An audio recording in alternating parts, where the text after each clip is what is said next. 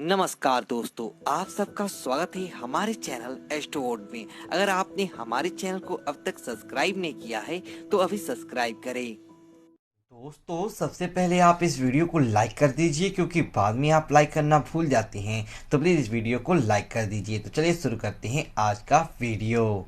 दोस्तों सूर्य ग्रहण लगने वाला है।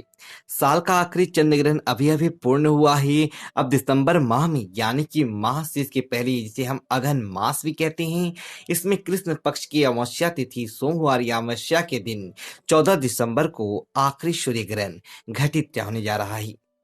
मार्गशीर्ष के माह में स्वयं से कृष्ण भगवान कहते हैं कि महीनों में वह मार्गशीर्ष है। इसे इसका महत्व और बढ़ जाता है।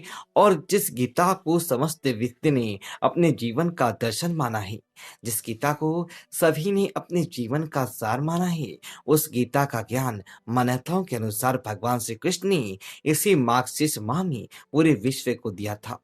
यह अमावस्या तिथि बहुत ही पुण्य फलदायी पितृ अमावस्या मानी जाती है। और जो ग्रहण लगने वाला है वह सूर्य ग्रहण शाम को 7:04 के शुरू होगा और 15 दिसंबर की रात को 12:23 पे इसका समापन होने वाला है।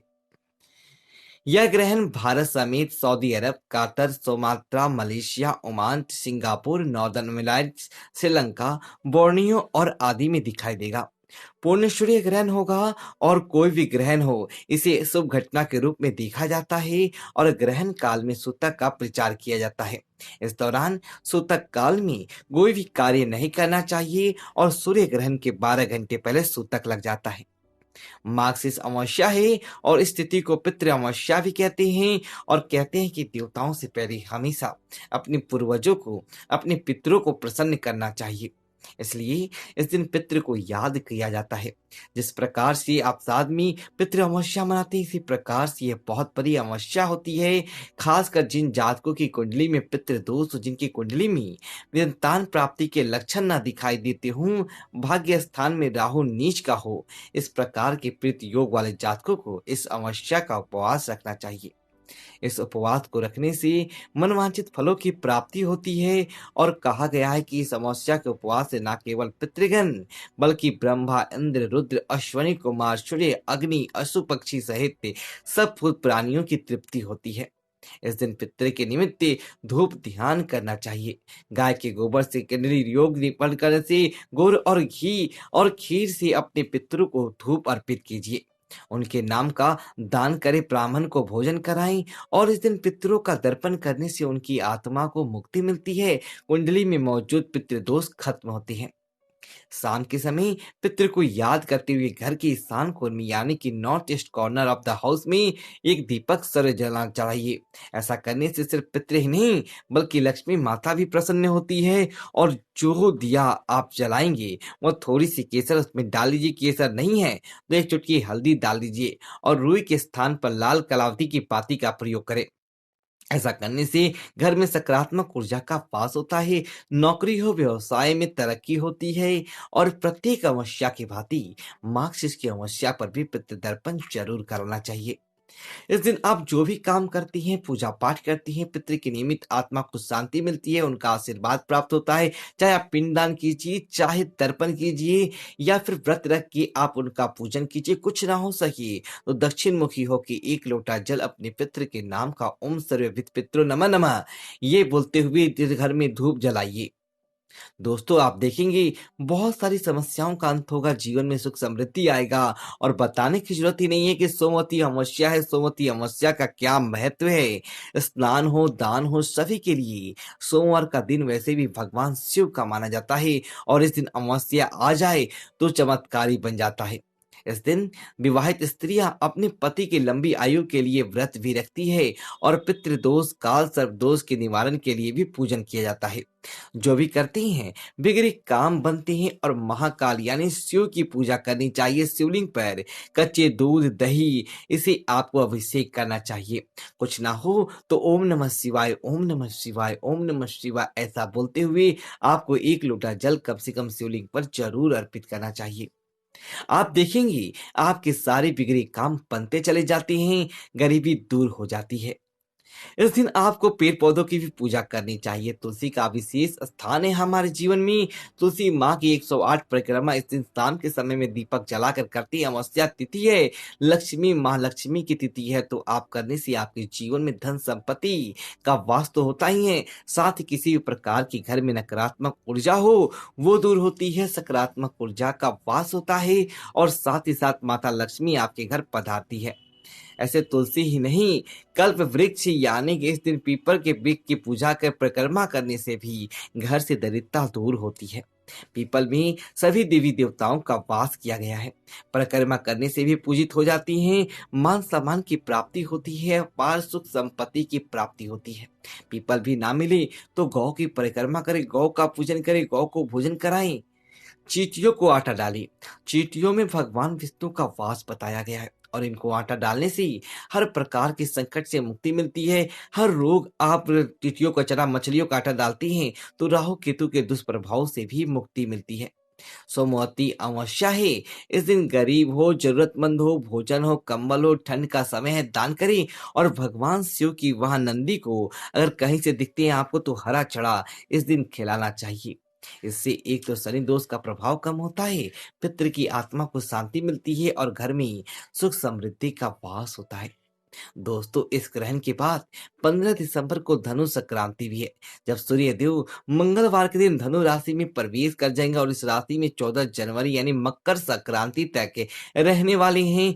और सूर्य ग्रहण को एकांत की नजर से भी देखा जाए तो एक सिर्फ नॉर्मल घटना मानती है, जिसे कहते हैं कि आप फिल्म के साथ देख लीजिए। लेकिन आपको बताएं, जब ज्योतिष की बात करती है तो ज्योतिष में विषय विशेष नहीं, ग्रह नक्षत्र विशेष देखा जाता है और इसका असर अगले 6 महीने तक सभी के जीवन में पड़ने वाला है।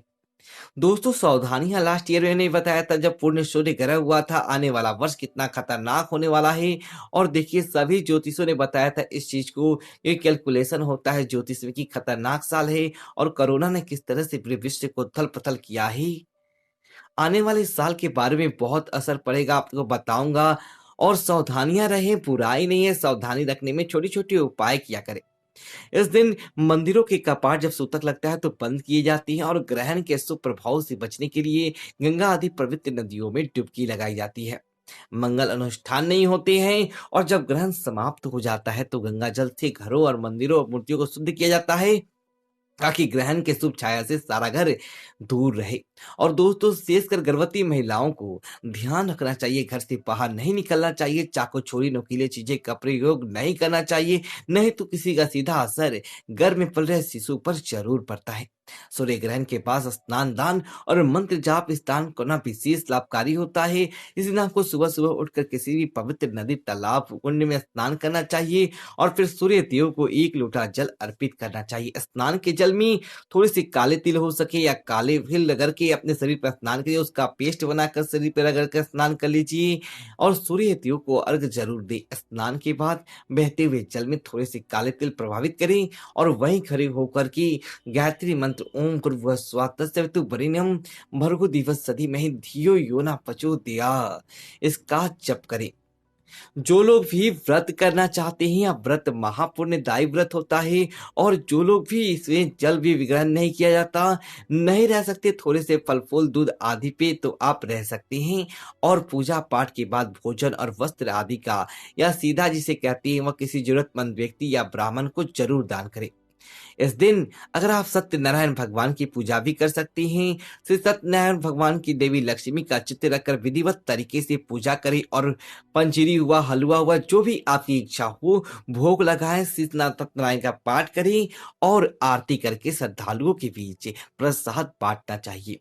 भूल करके भी अमावस्या की रात्रि में महातंत्र की रात्रि होती है, किसी भी सुनसान जगह पर, किसी भी शमशान घाट पर, ये सब जगहों पर खाली जो खंडर है आदि हो, वहां पर आपको नहीं जाना चाहिए। कहा जाता है पिशाच हो, निशाचर हो, जीव जंतु हो, दैत्य हो, भूत प्रेत हो, पितृ हो, ये ज्यादा इस रात को सक्रिय होती है। तो नहीं, जिनको कमजोर मानसिकता वाली हैं उनको तो बिल्कुल भी नहीं जाना चाहिए। अगर आपको देर तक सोने की आदत है, इस दिन सुबह जल्दी उठिए और सुबह जल्दी जल्दी उठकर अपने घर के मुख्य द्वार को साफ करके हल्दी की जल का छिड़काव जरूर करें। इस दिन किसी भी प्रकार का क्रोध हुआ, गुस्सा हुआ, लालच हुआ, किसी भी इमोशनल जो ज़्यादा बहाव होते हैं, पारिवारिक कलह हुआ, इन सभी से बचना चाहिए। इस दिन अगर आप अपने घर पे विवाद करते हैं, तो इससे आपके पितृ नाराज होते हैं, कृपा नहीं बरसाते, घर में अशांति का वातावरण बना के रखें और भोजन का भी विशेष रूप से ध्यान रखें। अमावस्या पर वैसे तो पितृ के नियमित आपको किसी भी गरीब को, गौ आदि को भोजन कराना चाहिए और नहीं तो कम से कम सात्विक भोजन करें। व्रत उपवास नहीं भी करते हैं तो तांत्रिक चीजें, किसी भी प्रकार का अंडा, मछली, मीट, मांस आदि या फिर नॉनवेज हुआ, किसी भी तरह का नॉनवेज हुआ, किसी भी तरह के ड्रिंक्स हुए खराब, ये चीजें आपको सेवन नहीं करना चाहिए। किसी भी प्रकार का नशा ना करें और इस दिन बहुत सात्विकता से अच्छे भाव के साथ पूरे दिन ओम नमः भागवते वासुदेव, ओम नमः भागवते, ओम नमः शिवाय, ओम नमः शिवाय करते हुए आपको दिन को व्यतीत करना चाहिए। पति पत्नी को भी इस दिन ब्रह्मचर्य का पालन करते हुए आपस में भगवान का पूजन करते वक्त वक्त बिताना चाहिए। गरुड़ पुराण के अनुसार इस दिन जो लोग ब्रह्मचर्य का पालन नहीं करते, संबंध बनाते हैं, तो इससे अगर संतान हो जाती है तो जीवन उल्टा कष्टकारी बनाती है। किसी भी पराय पुरुष, स्त्री या आदि पर बुरी नजर ना डालें। और इस दिन कुछ लोग कहते हैं कि मैम सेव करें कि ना करें, तो आपको बता दें कि सेव आदि करना अमावस्या तिथि को वैसे भी कई जगह निषेध बताया गया है। वैसे भी देखा जाए तो शारीरिक सफाई के तौर पर अगर अमावस्या के दिन आप कहते हैं कि नेगेटिव एनर्जी दूर हटनी चाहिए, तो आप हेयर कट हुआ, नाखून काटना हुआ या फिर आप ये सब चीजें आप इस दिन कर सकते हैं। पुरानी झाड़ू इस दिन अपने घर से बाहर करके नई झाड़ू इस दिन से यूज करनी चाहिए, इससे भी दरिद्रता घर से दूर होता है। इस तरह से छोटे छोटे उपाय करके दोस्तों ये अमावस्या तिथि आपको बितानी है और ग्रहण का दिन है, तो बहुत सात्विकता से ग्रहण के बारे में अधिक जानकारी आपको दूसरे वीडियो में देंगे और आप ध्यान से सुने और खिलखिलाते रहे, मुस्कुराते रहे और वीडियो अच्छी तो वीडियो को लाइक करें और कमेंट बॉक्स में ओम नमः शिवाय लिखिए और हमारे चैनल को सब्सक्राइब करें। धन्यवाद दोस्तों।